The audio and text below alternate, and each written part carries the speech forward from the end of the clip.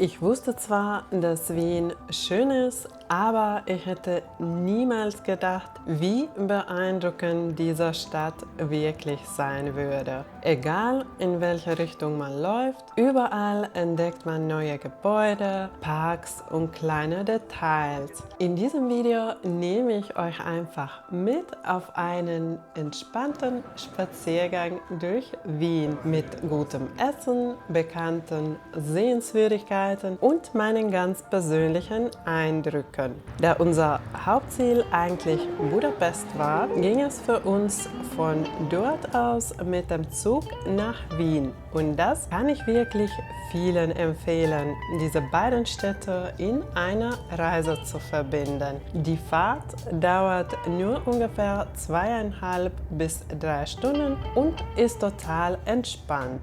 Am Wiener Hauptbahnhof angekommen sind wir direkt mit der Bahn Richtung Stephansplatz gefahren, denn wir wollten erst einmal typisch wienerisch essen gehen. Unser erster Stopp war der Restaurant Hofmeister, wo wir klassische Wiener Speisen probieren wollten. Zumindest ich. Ich habe dort zum ersten Mal Tafelspitz probiert. Das Fleisch war super zart und das ganze Gericht hat mir richtig gut geschmeckt. Auch die Spare Ribs und das Zanderfilet waren richtig lecker. Für das komplette Essen mit Getränken, Sachertorte und Kaffee haben wir zu dritt insgesamt 87,20 € bezahlt, was ich für die Qualität richtig fair fand. Danach sind wir zufällig an Rudolf Scheer und Söhne vorbeigekommen. Dieses Schuhmacher-Atelier gehört zu den renommiertesten Schuhmachern Österreichs. Von außen dachte ich zuerst, ehrlich gesagt, dass es ein Museum wäre. Lustigerweise spricht keiner aus meiner Familie Deutsch und sie haben sich gefragt, was dieser Schuhladen mit dem Formula 1 Fahrer zu tun hat. Also, da musste ich erst erklären. Danach ging es weiter Richtung Stephansplatz zum Stephansdom. Der Dom ist so riesig, dass man ihn kaum komplett auf die Kamera bekommt. Und dieses besondere Dach habe ich vorher wirklich noch bei keinem anderen Dom gesehen. Das Hauptschiff kann man kostenlos besuchen. Für die anderen Bereiche gibt es entweder einzelne Tickets oder ein All-Inclusive-Ticket für ungefähr 25 €. Wir haben uns diesmal aber nur das Hauptschiff angeschaut.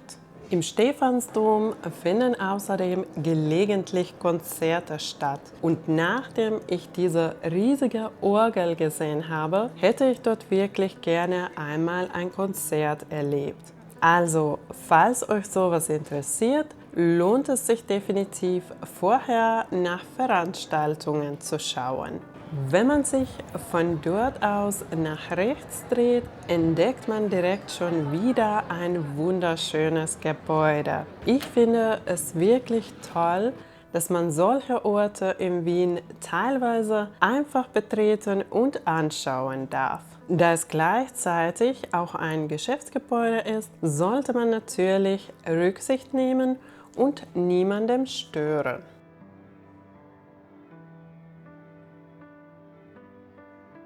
Zu diesem Zeitpunkt wusste ich noch gar nicht, dass wir noch viele beeindruckende Gebäude in Wien entdecken würden. Was ich außerdem richtig toll fand, waren diese Trinkwasserstationen, die überall in der Stadt verteilt sind. So konnte man die Wasserflasche jederzeit kostenlos auffüllen. Wirklich super praktisch. Nicht weit vom Stephansdom entfernt befindet sich außerdem die Peterskirche mitten in der Innenstadt.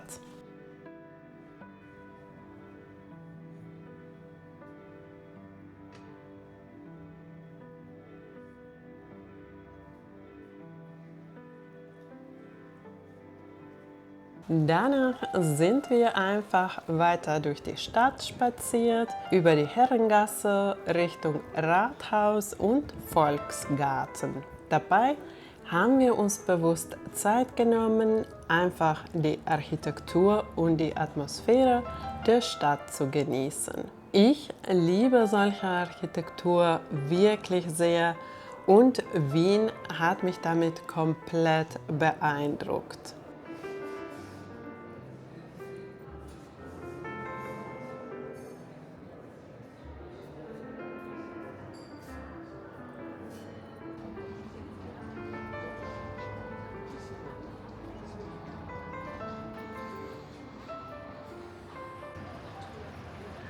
Olha, a câmera que nós compramos hoje.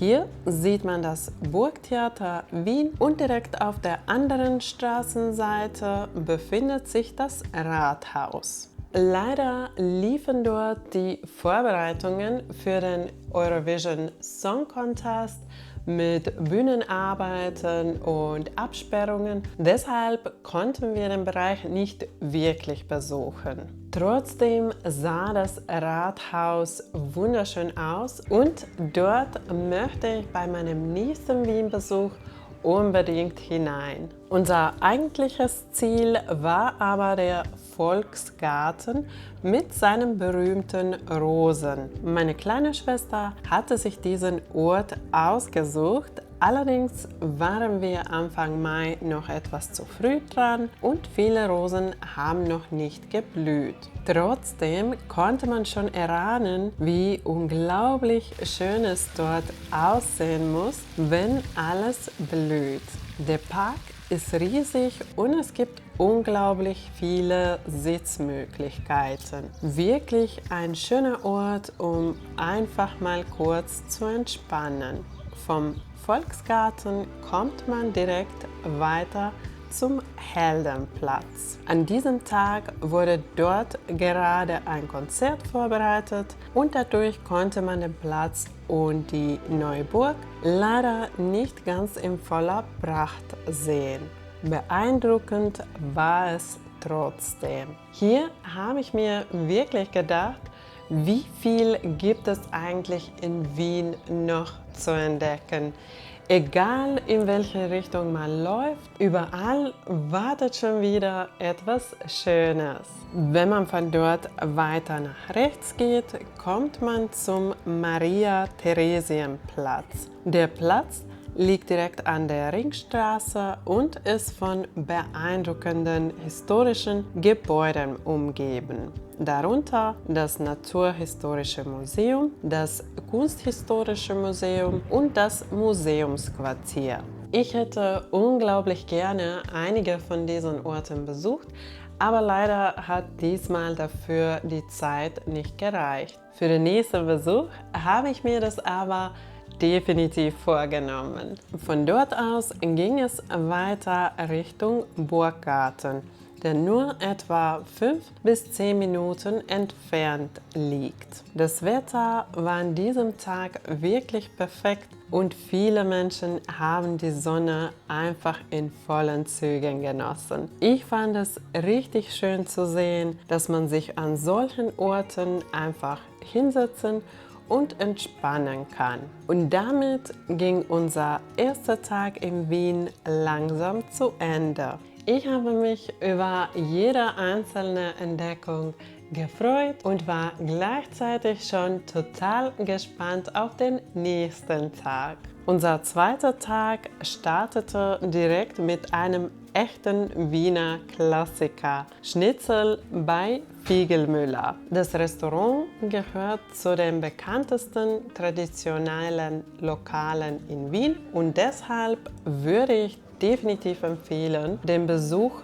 frühzeitig zu planen. Wir hatten unseren Tisch zwar im Voraus reserviert, aber da wir das erst ungefähr eine Woche im Voraus gemacht haben, war zur Zeit unseres Aufenthalts nur ein Tisch direkt zur Öffnung frei. Also gab es Schnitzel zum Frühstück oder zum ganz frühen Mittagsessen.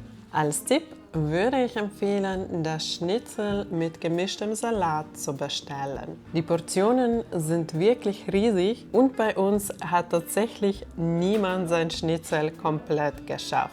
Die Reste kann man aber mitnehmen und wir hatten später im Zug sogar noch einen kleinen Abendsnack daraus. Nach so einem Essen braucht man natürlich erstmal einen Verdauungsspaziergang. Deshalb sind wir mit der Bahn in die Richtung Hauptbahnhof gefahren und von dort zu Fuß nach Belvedere gelaufen. Je nach Tempo dauert das ungefähr 10 bis 15 Minuten. Schon von außen gibt es dort unglaublich viel zu sehen. Wunderschöne Gärten, beeindruckende Gebäude und die großen Wasserkaskaden. Das Einzige, was mich etwas überrascht hat, war, dass dort noch kaum Blumen gepflanzt waren. Wahrscheinlich lag das einfach an der Jahreszeit. Sowohl das obere als auch das untere Belvedere kann man natürlich auch von innen besuchen. Ich hatte mich vorher allerdings nicht informiert und erst vor Ort erfahren, dass immer nur eine begrenzte Anzahl an Besuchern gleichzeitig hineingelassen wird. Wenn man Tickets erst spontan kauft, kann es deshalb passieren, dass man mehrere Stunden warten muss. Da wir das erst nach unserem Spaziergang durch die Außenanlagen erfahren haben, hatten wir leider keine Zeit mehr dafür. Deshalb mein Tipp, den Besuch am besten vorher planen und Tickets frühzeitig buchen. Zum Abschluss haben wir noch den Botanischen Garten der Universität Wien besucht, der ganz in der Nähe vom Belvedere liegt.